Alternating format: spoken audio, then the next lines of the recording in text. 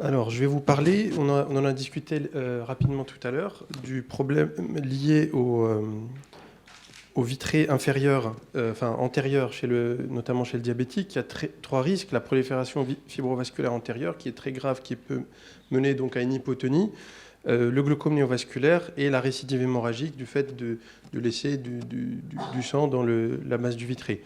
Donc pour ça, il faut faire une vitrectomie la plus complète et un endolaser jusqu'à l'aura.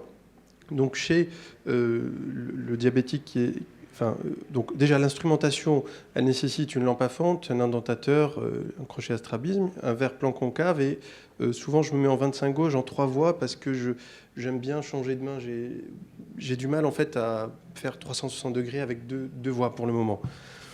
En tout cas, la technique, donc je fais souvent une péritomie conjonctivale 360 degrés, j'insère mes trocars à 4 mm du limbe, je commence en postérieur avec une vitrectomie centrale et une indentation rétro-équatoriale et un shaving en plan concave. En fait, l'avantage à la fois de la désinsertion conjonctivale et de la lampe à fente, donc, c'est de pouvoir faire des allers-retours et qu'il n'y ait pas vraiment de conflit entre le fait de vouloir laisser mon plan aérien horizontal et les allers-retours par rapport au cul-de-sac conjonctivaux. Et là, on voit très bien donc, la face postérieure du cristallin. Donc là, juste une vidéo pour vous montrer en fait, qu'on peut faire donc, sur 360 degrés une vitrectomie antérieure vraiment assez complète et ensuite faire son endolaser. Donc c'est un patient qui, qui est FAC. Donc on arrive vraiment en indentant, en faisant ces allers-retours, à retirer la hyaloïde vraiment jusqu'à son insertion inférieure. Voilà, on peut faire ça vraiment sur 360 degrés avec un respect total de la face postérieure du cristallin. Donc c'est quelque chose qu'on ne peut absolument pas faire avec le système grand champ et l'endolumière. Donc on peut continuer sur 360 degrés sans aucun problème. Là, on voit une petite incarcération qui était dans une des sclérotomies que j'utilise. Donc voilà, on arrive vraiment à indenter.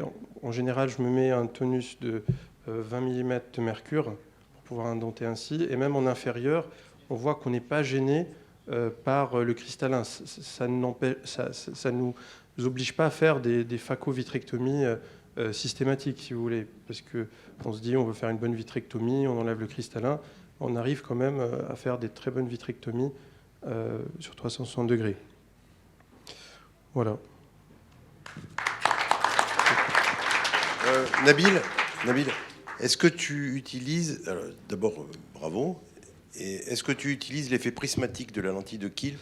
Tout à fait. Parce qu'en fait, quand tu la redresses, tout à fait. En fait, tu te projettes ta rétine. En fait, oui, le décentrement du verre plan concave, effectivement, on a un effet prismatique qui nous donne une excellente visualisation de la périphérie. Et j'ai une autre présentation tout à l'heure où, on va bien le voir, mais c'est vraiment. Je trouve que pour la vitrectomie périphérique, comme l'endoscope, on le sort dans certaines situations. Le couple plan concave et lampe à fente, en tout cas dans ma pratique, ça a été quelque chose d'extrêmement.